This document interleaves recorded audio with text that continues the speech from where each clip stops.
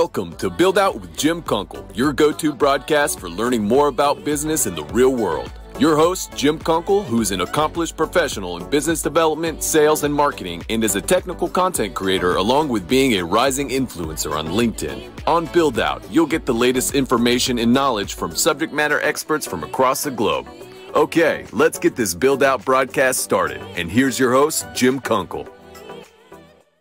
I'm Jim Kunkel, and welcome to Build Out.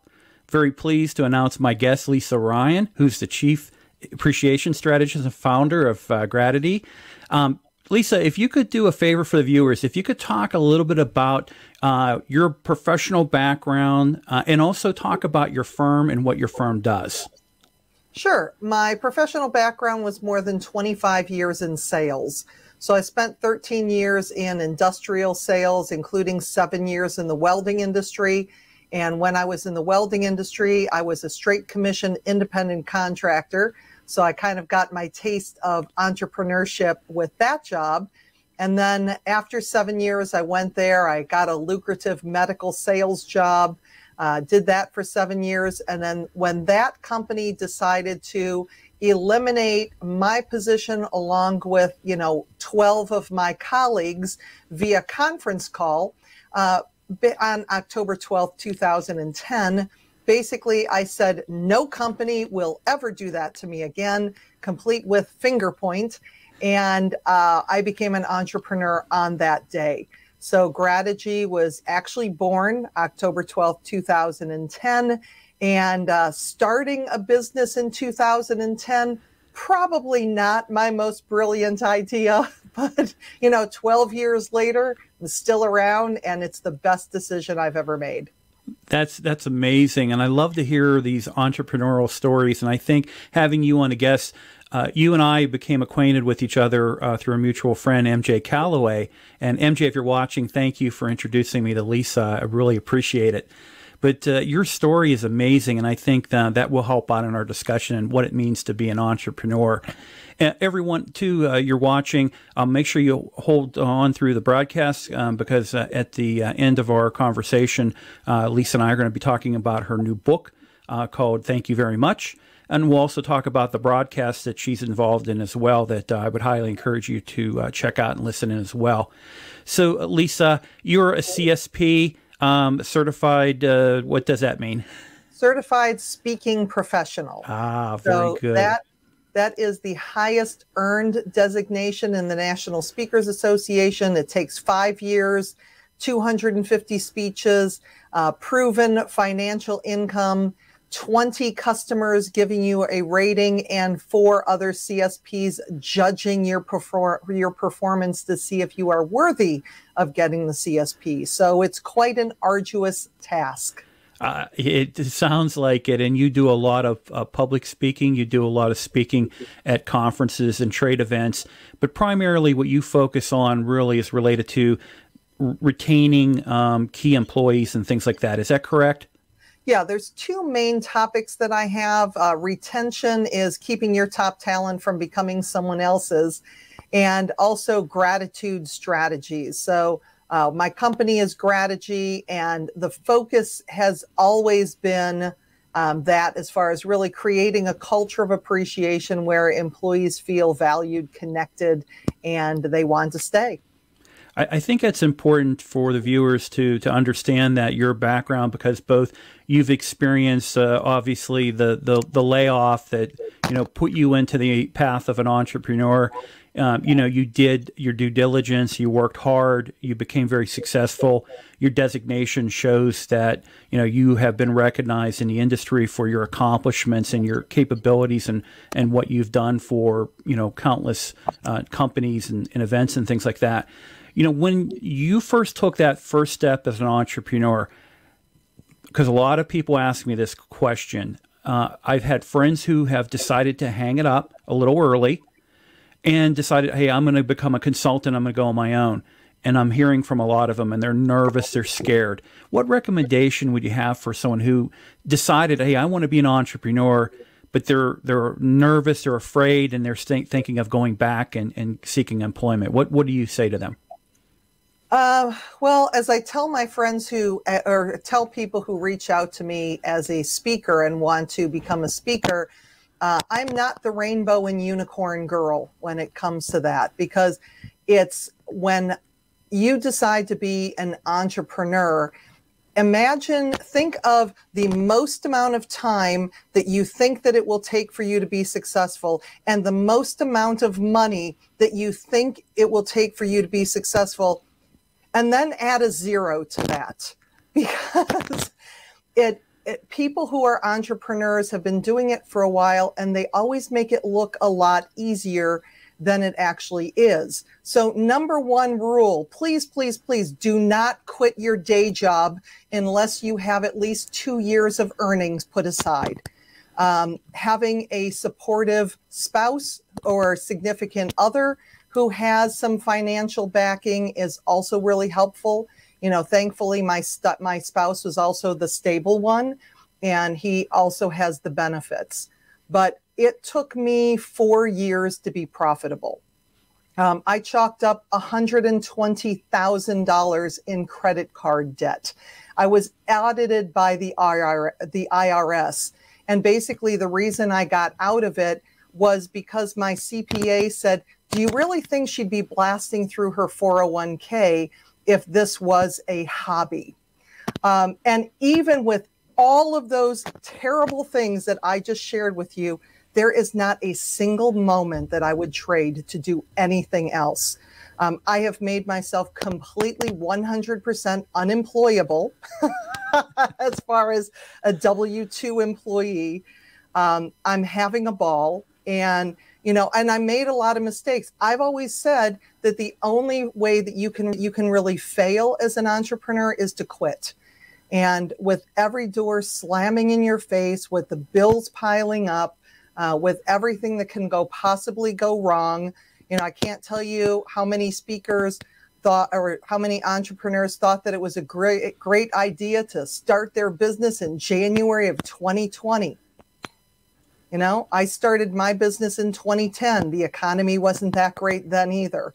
So but on the other hand, I think it's doing something that there's no regrets. You're never going to look back on your entrepreneurship and wonder what would have happened. Even if you fail and you decide to go get another job, there's no shame in that. Yeah. But there's nothing like looking back and saying, I took a risk. I did this, and I gave it what it took to be successful. And that's what success is about. Every day you get out of bed, you're taking a risk. And taking that risk is where the reward is available to you. But a lot of people take risk, and unfortunately, it doesn't work out for them. So, I would imagine as an entrepreneur, if you're talking to a young entrepreneur or someone who's thinking about doing it, you're probably advising them at this time, again, like you said, don't quit your job. Maybe approach it as a side hustle to start off that way. Right. And then as you gain speed and momentum, then make that decision to go ahead and go full time into the world of an entrepreneur and move forward. I'm sure success is much greater for those. But even that, you can still face a lot of challenges. Staying committed is really critical. And I think for the mental fortitude, for yourself, when you had those voices in the back of your head that might have been telling you, Lisa, come on, what are you doing? You're crazy. How do you beat back those voices in your head?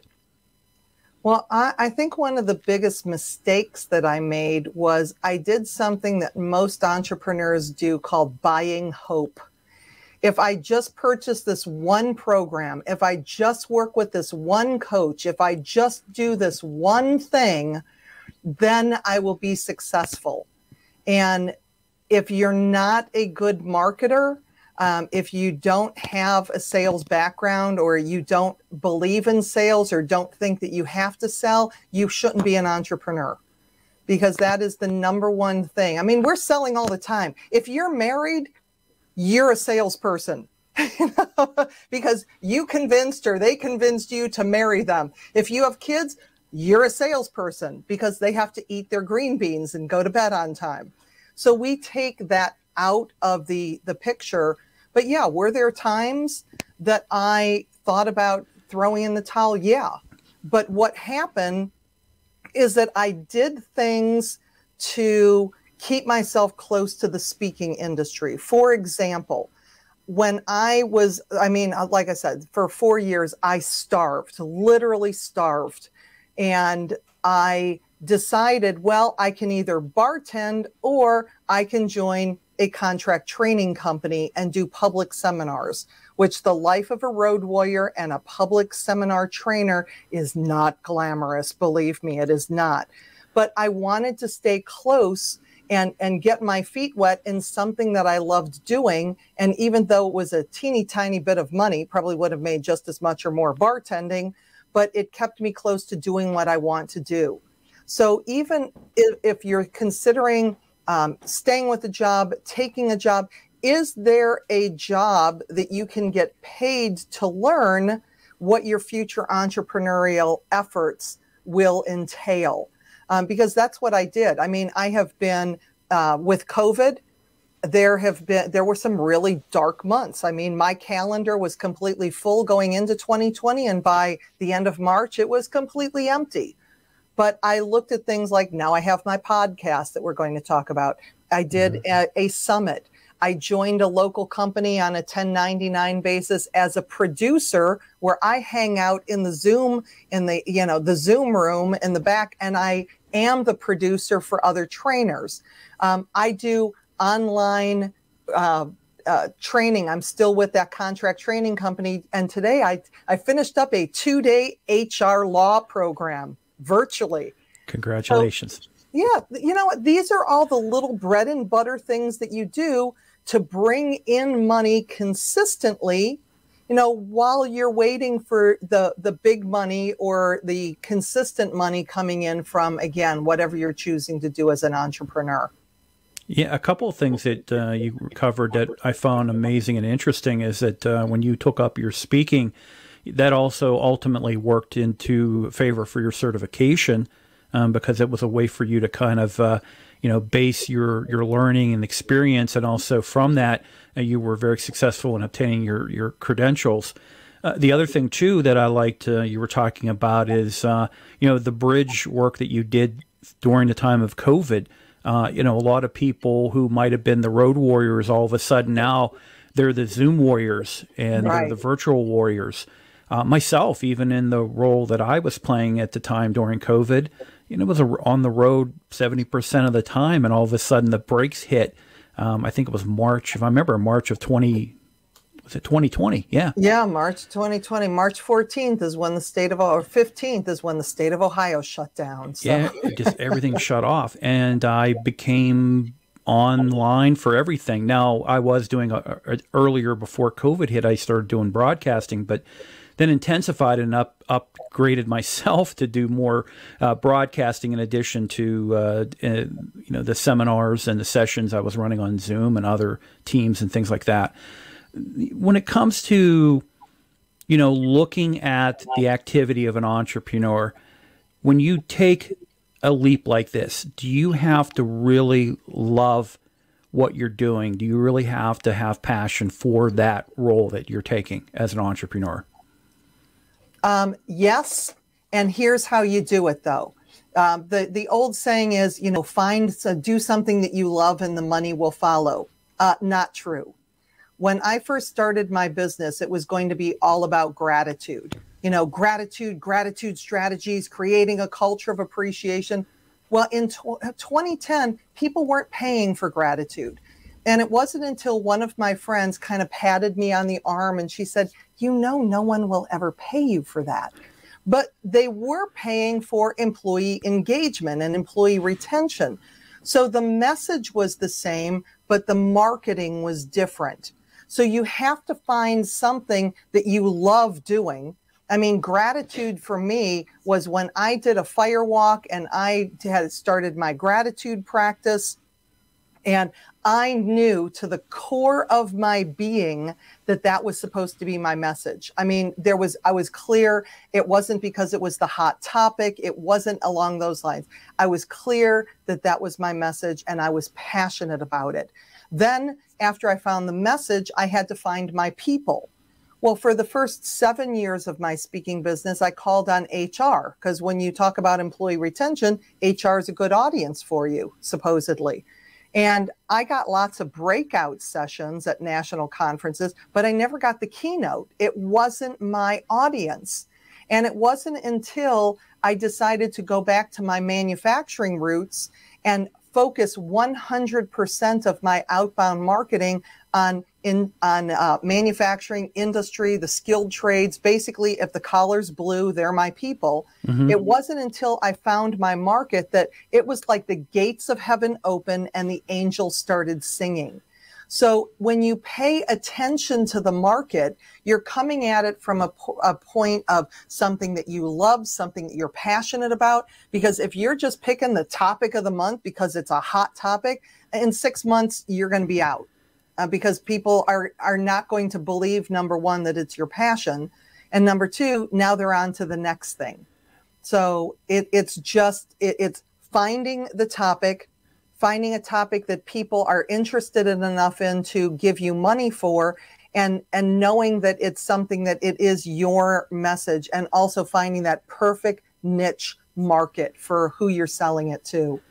And I know over the time that you and I have had conversations together, you know, what I pick up from you with what you do today, you caught lightning in a bottle, because you can see it in your face. You're very passionate about what you do. When you have someone who like yourself, you're busy, you're always doing lots of things, but it seems like you're doing everything. You're your own HR, you're your own marketing person. You obviously are the talent, the booking agent, the office manager, and you're also the controller or the accountant, paying out the bills and taking in the checks to deposit and everything like that. How do you do all that yourself? Well, you know, before COVID hit, I had a couple 1099 contractors working for me, helping me out. And then when COVID hit, I laid everybody off, and I got back into that terrible habit of doing everything myself. I do have a CPA, so I have that myself set up on a salary. So, I have payroll for myself. The other thing that I did really early that turned out to be a good move, because basically I lost so much money one year that my CPA said that I should have a C Corp so that I could write off that loss over the course of a couple of years. Well, how it paid, and even though I think I'm being dinged for double taxation, or I don't even know, but the fact that I have been paying into unemployment for 10 years as a W-2 employee of my own company also means that I got to lay myself off and collect unemployment. So there are things that, you know, with the finances, you know, I'm doing my own billing and all of that, but, you know, having specialists to help me out. I have a person who I have my bi-monthly TV show. They do all the filming and producing of that. When I need special projects, I'll hire it. I'll go up to Upwork or Fiverr or one of those and find some independent contractors. So I do a lot myself, probably much more than I should. But again, I love doing it. It never, ever feels like work to me. And when it does feel like work, either it's time to hang it up or it's time to, you know, find somebody to take the things off my plate that they should be doing and maybe I shouldn't be. So you can kind of reset yourself and get that recapture that passion again, huh? Mm-hmm. Yeah, but right now I still have it. That's great. That's great. You know, and you had started off in 2010, and at that time frame, you know, I don't remember there being a lot of different, independent resources out there, the Fivers and things like that. You know, if they did exist, it was, you know, you're working through some type of an agency or a firm, and I'm sure you're paying a lot more money. And I know when it comes to doing a broadcast, there's a certain amount of work that goes into the production and also to the writing. And, you know, now that, you know, we really covered a lot about an entrepreneur, you know, one of the areas as you as an entrepreneur that really impresses me is that you even have time to write books. And you currently have a book out right now called Thank You Very Much. Yes. And the link will be in the description on how to acquire one of Lisa's books and everything like that. But Lisa, you know, could you give an overview on your book? Sure. Thank you very much. It's Gratitude Strategies to Create a Workplace Culture that rocks. And it was a book that I've needed to write. It was, this is book number 11, but I have lots of tips books. Manufacturing Engagement and To Have and to Hold are both tips books. And after having my podcast for the last year, which is also a COVID-inspired venture, that I was able to take stories from my podcast guests, stories from my speaking audiences, the research that I've done, all of that, and really put together lots of tips for people who are looking to create that workplace culture that makes people stay there. So I write books the way I like to read them, super short chapters, lots of stories. And most important with this book, the thing I like about it is each chapter ends with action items that you can do as an individual, as a manager, and as an organization. So it doesn't matter what your title is within the organization. If you're just looking for personal development for you, cool. There's things that you can do. If you are a manager looking to bring it into your people, your subordinates, there's ideas that you can do. But then we look as an organization and as a culture, what are the little things that you can do over time to change the culture? So yeah, I'm super excited and super proud of the book. Wow, it sounds amazing. I'm going to definitely click that link and buy a copy myself. And, you were talking earlier about your podcast, a little over a year now. Is that correct? Yeah, I've been a guest on so many podcasts, and I never thought that I wanted to have my own because, number one, I didn't want to commit the time to it, all of that goes into it. But then another one of my COVID ventures was to do a employee retention summit for manufacturers, where I interviewed 24 people, 24 experts on different aspects of a culture in manufacturing. And I did that over a 3-day period. I mean, it was a lot of work, but it was a really great event. And what I discovered from that is not only did I like interviewing people, but I was pretty good at it. So I finally listened to one of my friends that was telling me forever, you should have a podcast. And I decided, so my podcast came out on January 23rd of 21, because basically I wanted it to be 1, 2, 3, 2, 1. And I opened it with 10 episodes. And so it's been a year and a quarter now, and it's still going strong. And again, it's fun because through the conversations, it's almost like I'm doing original research as I'm finding out what manufacturers and people connected to manufacturing are doing to create those great workplaces. Very good, very good. And what's the name of the podcast again? The podcast is the Manufacturers Network Podcast. Okay, great. And then you're also, too, on C-Suite TV? I am on the C-Suite Network. Yes, I actually have the one of the first 4 television shows that were on that, the Grategy Network. And those episodes were taken from my Elevate Your Engagement, What You Need to Know Now TV network that I've been doing since 2016. Wow. So, looking back, if you were to go back in time and talk to the 2010 version of you, what message would you say to Lisa Ryan back in 2010 or 2011 when you started? I would just assure you're doing the right thing. You're following your heart. Go for it, because one of my superpowers is persistence. And I just want to be the last person standing. And when it comes to building my speaking business, there were a lot of people that I started with this business and became the last person standing, because it's something that you're following your passion. It's a labor of love. At the beginning, like I said, you pretty much starve, you're unsure. And then 10 years or 12 years into it, everybody that you know comments on how lucky you are to have such a successful business. Yeah. Now, Now, I asked you that question because I thought what you would say is that I would go back and tell myself to get involved into Bitcoin and cryptocurrencies, because if you did, you wouldn't have to worry about being an entrepreneur. You would actually be the #1 entrepreneur in the whole world.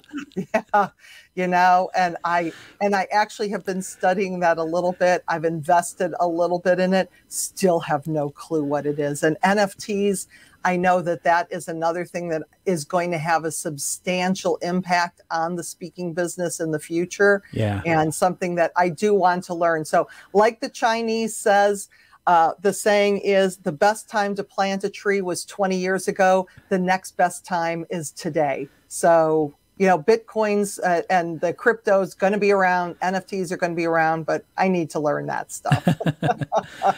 So, Lisa, people can reach you on LinkedIn just by searching Lisa Ryan. Social media, do you have Instagram or any type of social media accounts that you do? I am primarily LinkedIn, and make sure it's LinkedIn or Lisa Ryan and Grategy, because there are a gazillion Lisa Ryans on LinkedIn. That's I'm also on Facebook. I have a Facebook business page and just a regular Facebook page. I pay more attention to my regular Facebook page. Other than that, my website is just lisaryanspeaks.com. Really good, really good. Everyone check out Lisa. Make sure you visit the link in the description below, or excuse me, in the comments below as well, and get a copy of her book. Thank you very much. Lisa, thank you very much. You are very welcome. Okay, have a great day. Thanks. I hope you found value with today's Build Out broadcast. Make sure you connect with Jim on LinkedIn and subscribe to his YouTube channel. This way you'll be notified on new live streams and when new content is released. Please give today's broadcast a like and share with your connections and colleagues. Thanks for watching, and please visit buildoutproductions.com for additional content and to join the mailing list so you can keep updated on other streams and quality content from the creators on the Build Out Productions team.